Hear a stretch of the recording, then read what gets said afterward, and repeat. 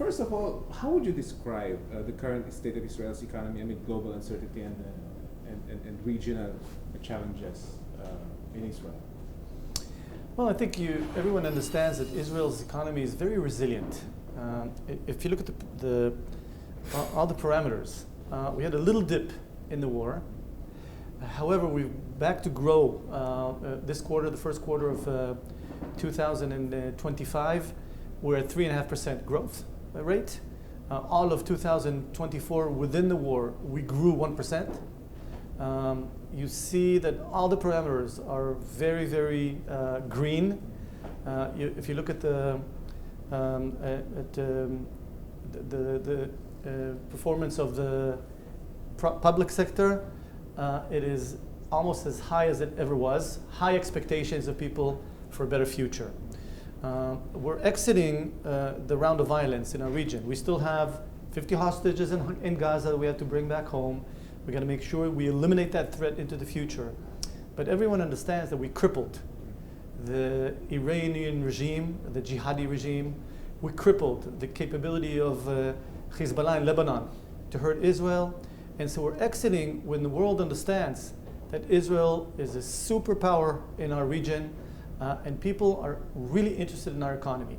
So I see a spike of growth and high interest in Israel around the world. I think that because we've crippled and aggressively pursued the evilness of Iran and their regime and their jihadi partners in that evil alliance, more and more moderate Arab states are interested to join the Abraham Accord. We have a serious discussion with the Saudis, with Indonesia, and many, many other moderate Arab states that were maybe even concerned about Iran, that were threatened by Iran themselves. And now they understand that there's somebody around that is not willing to accept this bulliness of Iran. And so what we see is expansion of the Abraham Accord. It's in discussion. And don't be surprised that that discussion of joining the Abraham Accord will also be with some of the Palestinians, the Arabs within Judea and Samaria, that we're in discussion with. And so in the air, there's lots of discussion on expansion of peace in our region, which of course Israel blesses, and we would like to see that happen. How crucial is it the fact that there are still 50 hostages in Gaza? Oh, it's extremely crucial for Israelis. We are committed to each other. When I was a combat officer, when I went to war in Lebanon, when I was a young officer, I knew that my country will take care of me. There is sort of a very, very clear message that it's all for one and one for all. When you go to fight for your country, you know that the country will do everything for you. And the fact that we still have 50 hostages in the dungeons, underneath the ground, in Hamas captivity, makes our life very, very hard. And we will do everything we can to bring all of them, the live ones and the ones that are not, bring them all back home. What sector of the Israeli economy was most affected during the war? The local, naturally there were regions in the south and in the north that were threatened, that we moved from their homes. So we had about 120,000 people that were displaced for their homes for amounts of time during the war. So naturally, the local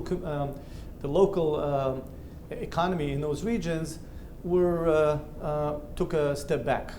Some of them are already back and almost up and running 100%. There's still work to do in the north. There's still to strengthen in the northern part of our country.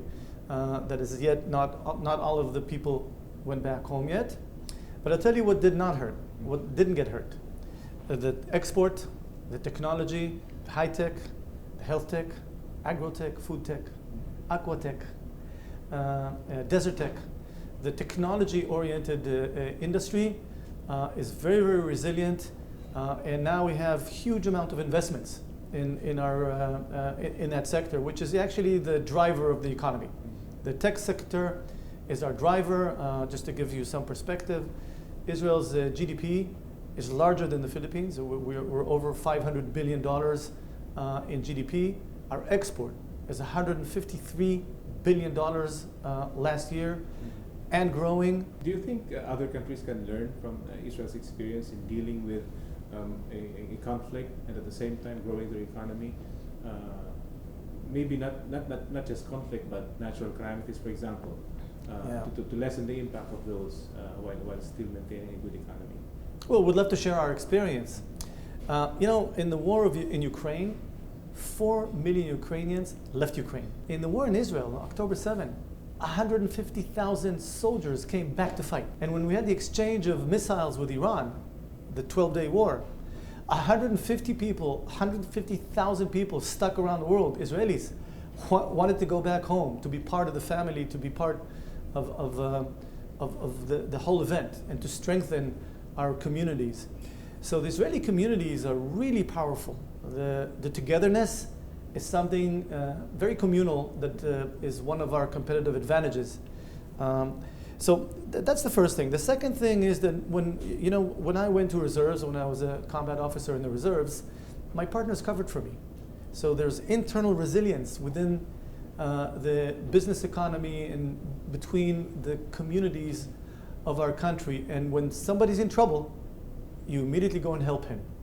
The amount of non-for-profit initiatives, the amount of help to others in Israel, second to none in the world. And we're very proud of that.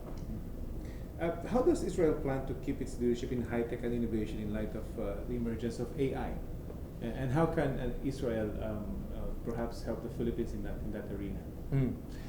Well, what we excel in is tech. You need huge investments and access to big, large databases and capabilities for machine learning.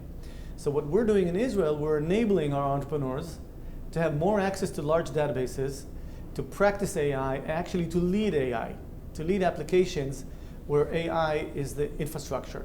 So in many, many ways, you'll find the Americans and us in Israel at the cutting edge of smart AI, smart machines, smart applications in health, in defense, in agro initiatives, and in others. So you will see many, many applications coming from Israel, leading the AI era. I think it's going to tamper a number of areas that today there may be hundreds of millions of people employed in that can maybe disappear. One of them could affect the Philippines, which is customer service.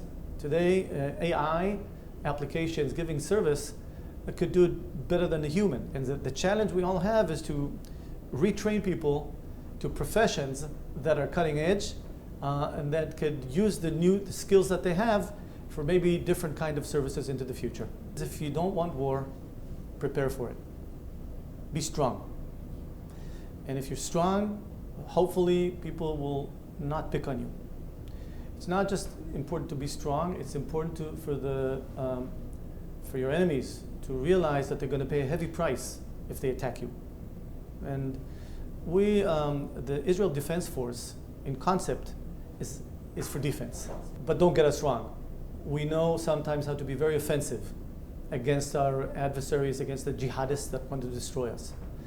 And I think that's something that, again, we would love to share with friends. We know in our region to be bad with the bad guys, but also to be extremely good with the good guys. We want to live safely and securely and peacefully with our neighbors.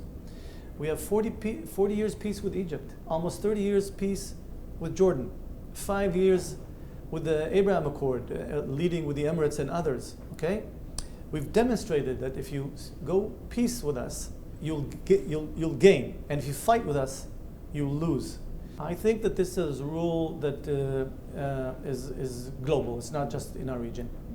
How important is research and development in the development of your own technology? Well, of course, it's extremely important because when you research, you find new ideas. And if you've got good education of how to methodologically research, both generic research, but then practical research on top of that, then you build. And so our entrepreneurs are ready from the get-go, from the beginning, to seek partners around the world and solve major big problems. The bigger the problem and the better the solution, the more successful the Israeli entrepreneurs are. We need the big conglomerates, the big population, the big government with 115 million people to collaborate with us and help help you. And in the process, we both win. Mm-hmm. You mentioned about agriculture, technology, and of course defense. What other collaborations are you thinking about collaborating with the Philippines in the next maybe 3 or 5 years? One of in areas of agrotech, we divide it to 3. There's classic ideas that are helping the agriculture, the people that are working in the fields. Then there's food tech, which is more industry oriented. And then there's aquatech, and that's creating food from the sea. We have a research facility in our country that knows how to domesticate fish and create many more food, much more food from the sea. So we anticipate while the world is growing and the quantity of food from the sea is shrinking, we want to help expand the capability of creating food from the sea. Here in the Philippines, you have more sea than land, and I think it could be a really good match for generic research in creating food from the sea, and then practical research and eventually create farms that produce a lot of food from the sea. This is something that is started by the Israeli government investment. This is certainly an area that the Philippines can master with the help of Israel. But once the researchers are focused on a protocol, you need the private sector to take it and make their whatever they need to do in order to succeed. So similarly, I think I could see a government-to-government collaboration that eventually translates to a lot of private sector work. We have different problems, but the reality is that, again, I see emergencies like any other opportunity. Look at the defense capabilities of Israel, both in defense and when we need offense, which is sometimes the best defense. I think that everyone now understands that we're really creative in solving our security challenges. The reality is that what we're willing to do is, again, share our creativity in problem solving, share the opportunities that we have on the table. We have over 10,000 startups that are focusing on export, again, in the areas of classic high tech, health tech. We strongly believe we could help the world transition from what we have today, which is classic health, to transition in precision medicine. In the future, the computer, through AI, will generate the precise medicine best for you. And that process needs a lot of number crunching, a lot of infrastructure that Israel's working on. But once you've got that machine, you want to share it. You want to share it, and you could dramatically upgrade the quality of health around the world, even to remote locations that don't get such service today. And so these ideas that are developed in Israel, we'd love to share, including the defense. The defensive homeland security, we only share with friends, naturally. Yeah. I just came back from Quezon, where we had a beautiful ceremony where we respect the relationship between the Philippine people and the Jewish people, because President Quezon at the time gave safe haven to over 1,300 Jews that fled from Nazi Germany. We have really good memory.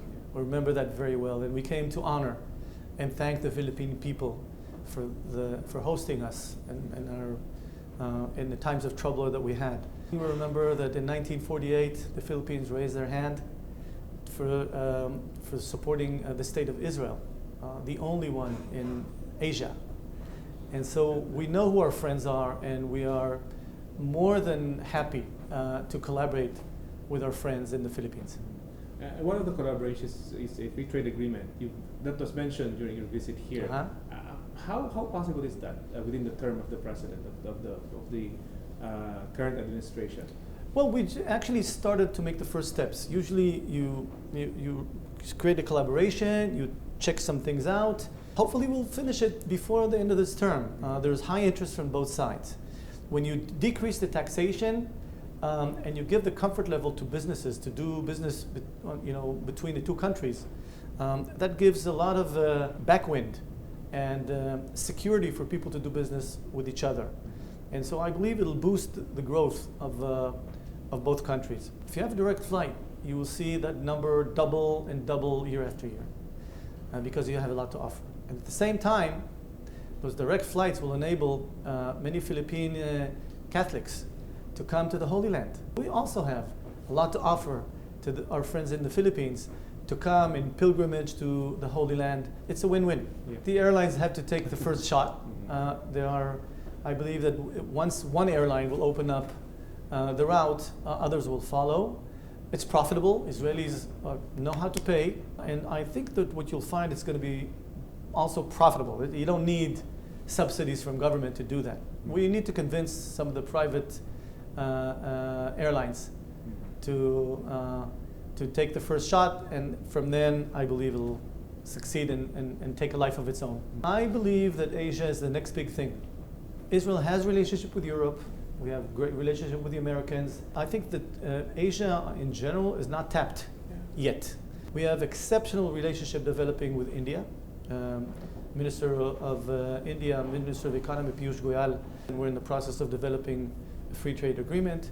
We have a free trade agreement with Korea, with Vietnam that we signed last year. We're in the process of doing the same with Japan. We would love to see that eventually free trade agreement with the Philippines as well, of course. You're a big country and we have high expectations. Besides that, we just joined the ADB Bank so that Israeli-related investments in the region could be complemented with big capital. And we're open for business. So we're shifting a lot of energy to Asia from Israel. And going back to the Philippines, what do you think is the greatest potential of the Philippines in terms of economic growth, and what sector is it? You have a potential of being regional, if not a global leader in creating food from the sea, which is shifting some of the talent of the agriculture here towards creating food from the sea. It does need labor in big amounts. You know that Israel went through a transition. When we were founded, 30% of the labor force in Israel was in agriculture. Today, 1.5%. But the 1.5% today creates more food than the 30% did because of economy of scale, and we learned how to transition people's talent from agriculture to other kinds of services and research and other things that we're doing. The point of the matter is that we would like to see how to leverage technology to increase productivity. We moved to $54,000 per capita GDP, which is a very steep climb in Israel.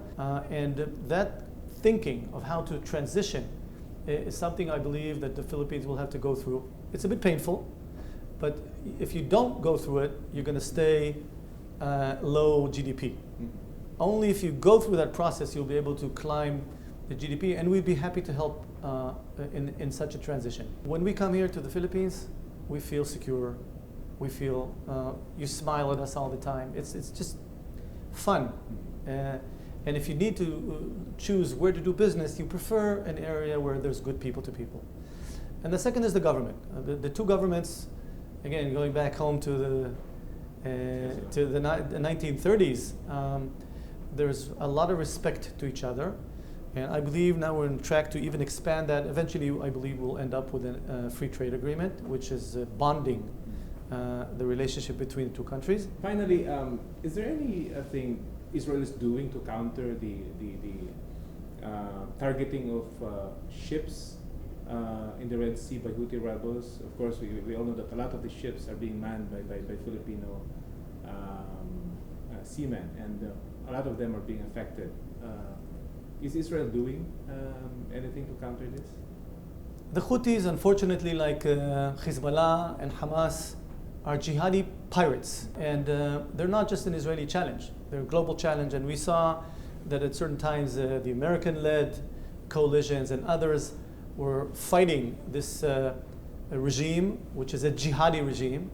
And the world has to unite and collaborate together to make sure that they don't hurt anybody, not Israelis, not people from Philippines, nobody. Who gives them the right to be pirates and kill people in the ocean? That's unacceptable. There's no doubt in my mind that the coalitions formed against this international threat. It's not just an Israeli threat. We have to eliminate them and make sure that they stop the terror that they're terrorizing the world. Sir, thank you. Thank you very much. We've covered a lot of issues. Thank you very much. Thank you, sir. Thank you, my pleasure. Thank